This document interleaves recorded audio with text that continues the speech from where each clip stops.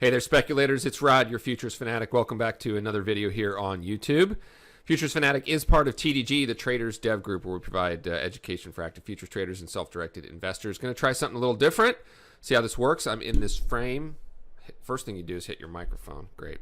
I'm in this frame, as you can see here, and then we'll pop back into some of my, my other charts. But what we're going to be talking about tonight is resets. If you're not familiar with resets, it's a topic I talk about here a lot on the channel, which is retail prop trading, opportunity to get access to trading capital by proving that you are a good risk-adjusted trader.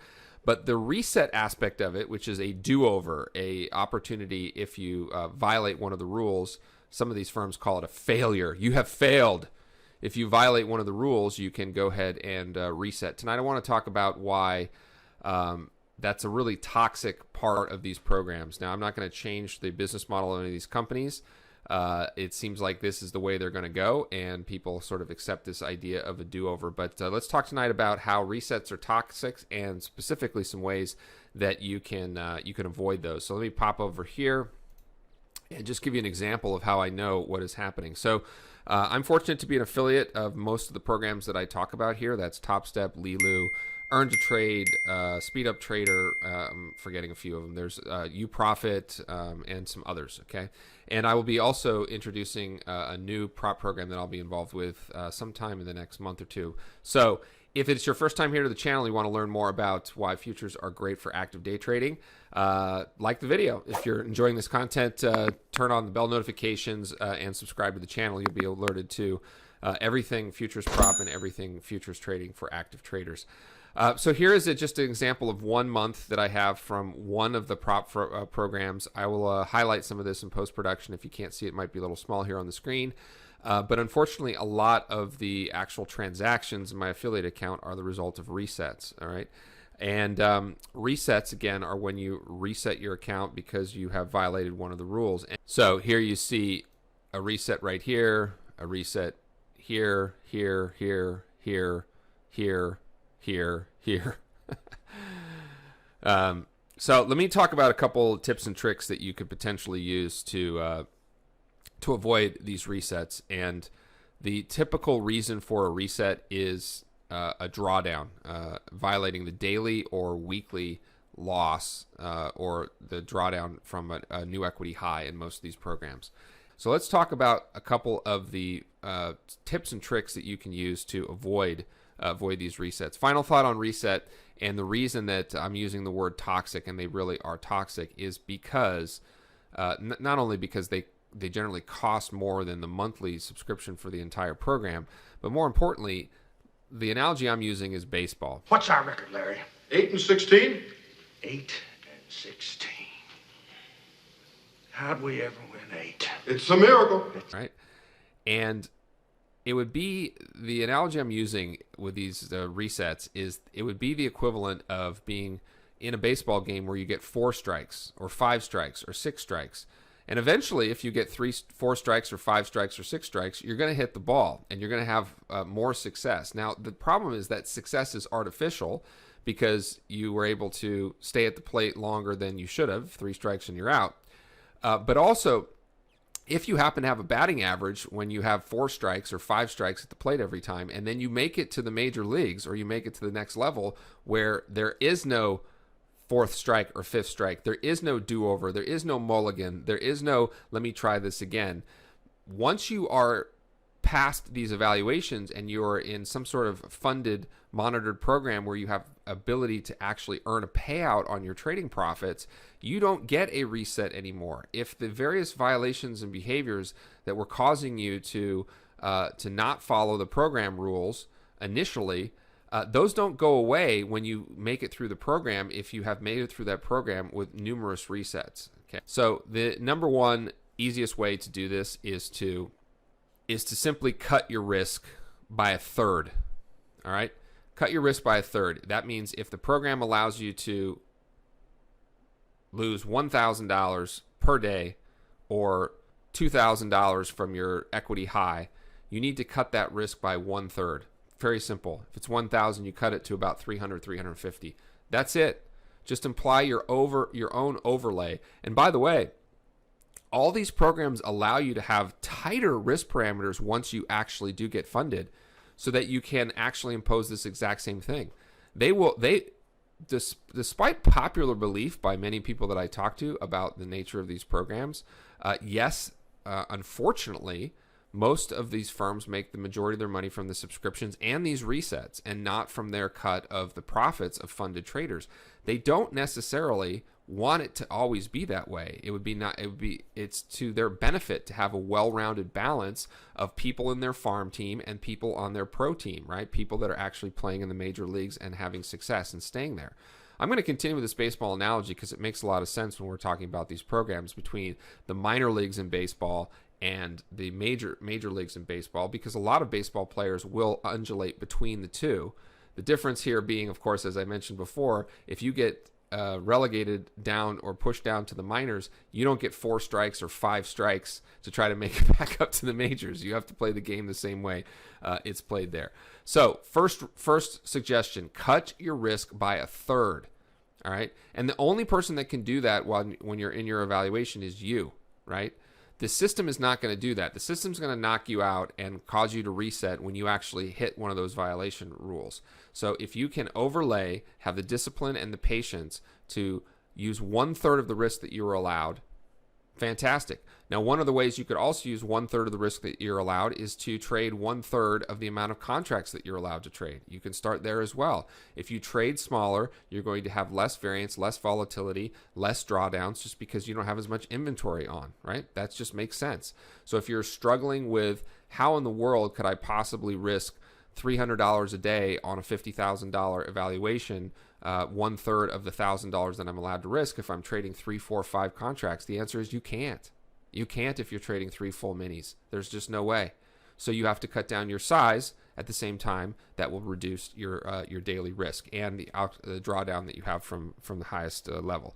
The next thing I would really suggest is starting with the right program. So I've had down here on the screen as I'm talking a $50,000 Gauntlet Mini from Earn to Trade. Earn to Trade is one of the 5 or 6 programs that we go through in the TDG Pro Trade Room. If you are not familiar, I am still actually offering, at the time I'm making this video, the ability to select one of these programs and then trade in my live trade room Monday through Friday from about 6:15 to 8 a.m.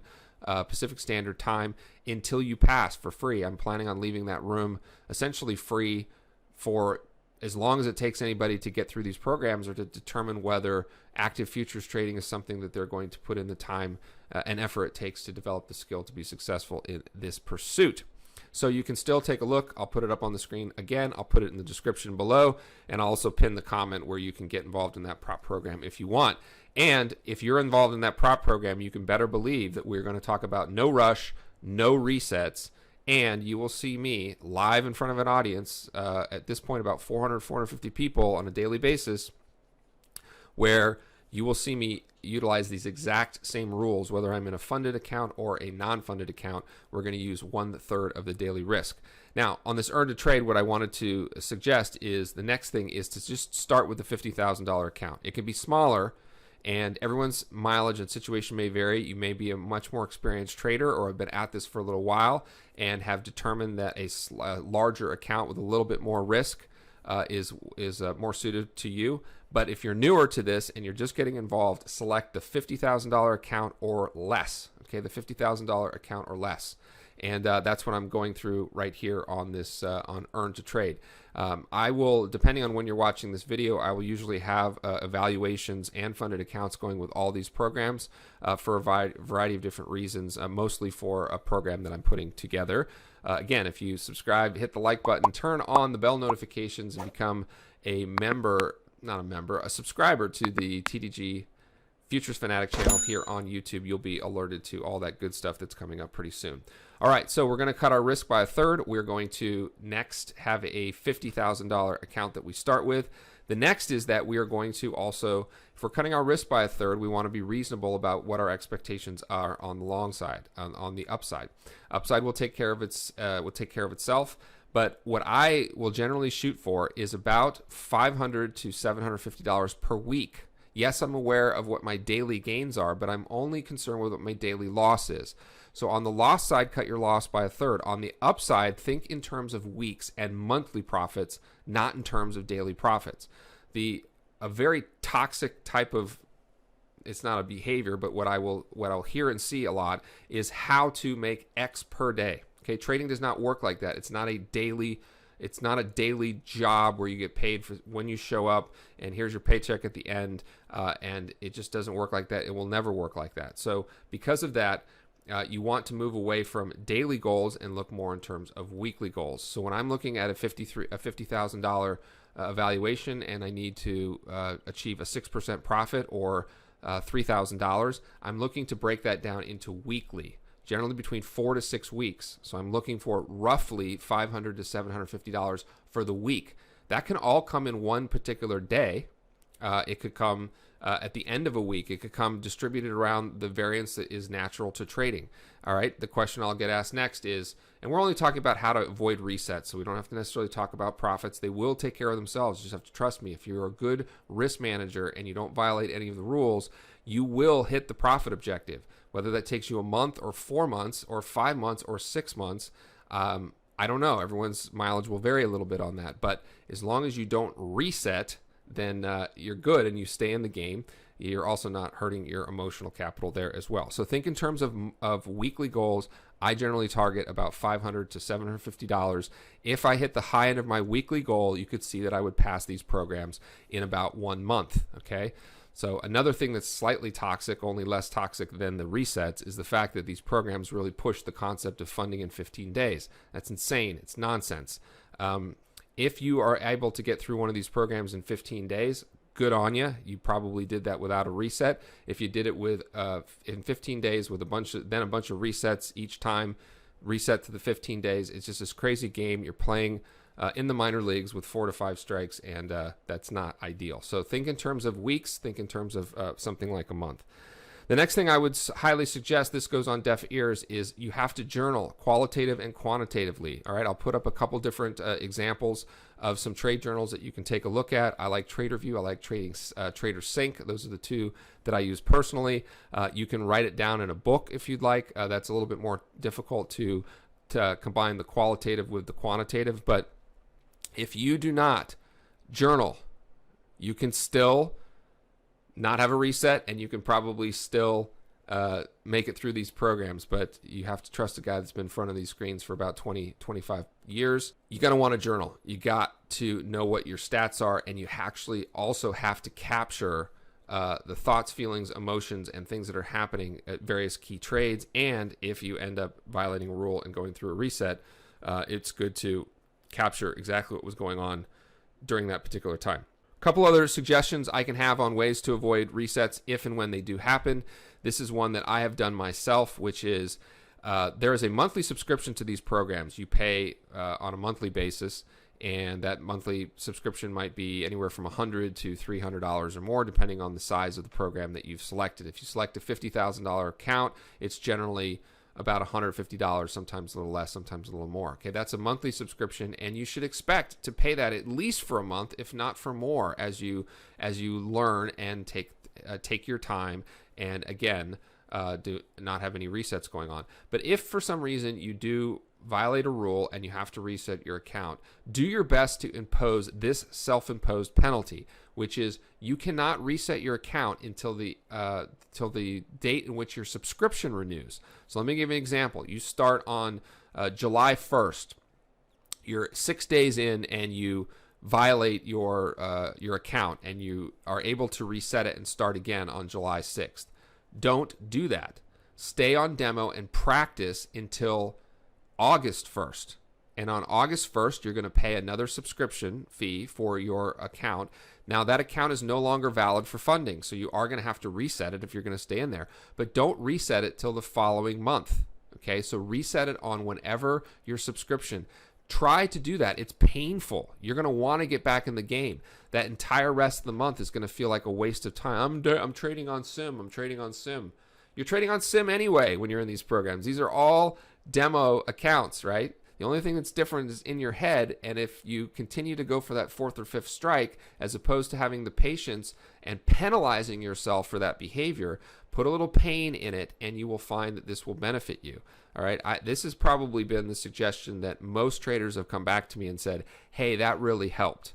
All right. If I had my way, this is the changes that I have suggested to all of these prop programs.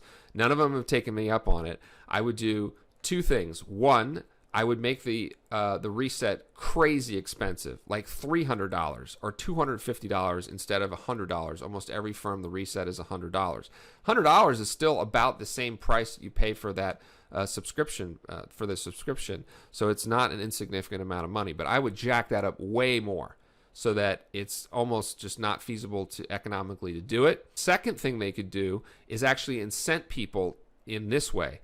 If you get through one of these programs without a reset, you get all of your subscription money back. How cool is that? That would be great. Now let's say that trader A takes 3 months to get through the program but didn't have a single reset. Now they're actually rewarded for becoming a member of that trading community at that prop firm, and for now being able to compensate the prop firm by having a percentage of their profits stay at the prop firm, instead of the fact that they were profited based on the prop firm made their money based on the subscriptions. All right, I think we will leave it there for tonight. That will be it. So again, I am going to title this "Resets Are Toxic," because they really are. All right, they are a part of all of these programs. Doesn't matter which one you choose. They all have resets. They all charge $100 for them, and unfortunately, they all make a lot of money on them. I am not too thrilled. I'm not going to give the money back. I'm not going to donate it to anybody. But please stop resetting your accounts when you're associated with TDG and the Futures Fanatic here. We do not want that. It's no rush, no resets. Check the description above. I'll put a link here and also below, where you can find out how you can trade with me for as long as you'd like. Not everyone can be in this trade room all the time. I don't record the sessions all the time, but trading is a skill. It's going to take some time. You need no rush, no resets. Slow down, cut your risk, and we will get through this together. All right, leave it there. No rush, no resets. I'm Rod, your Futures Fanatic, reminding you to stay green, trade like you mean it. Thanks.